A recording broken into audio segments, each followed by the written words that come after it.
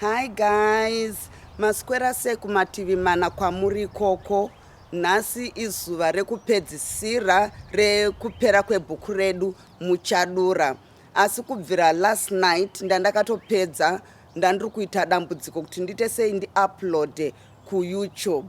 Saka zvandava kuita ndezvekuti ndichaedza kuti ndoisa live streaming kubhuku remeso anda Tete Chichi.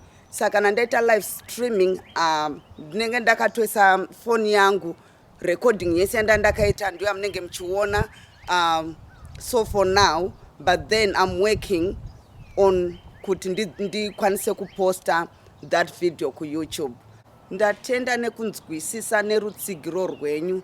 Ndiri kuedza nepese pandinogona kugadzirisa kuti ndikwanise kuramba ndichita sei ndichiunza zvinhu paYouTube. All right, thank you so much. Bye.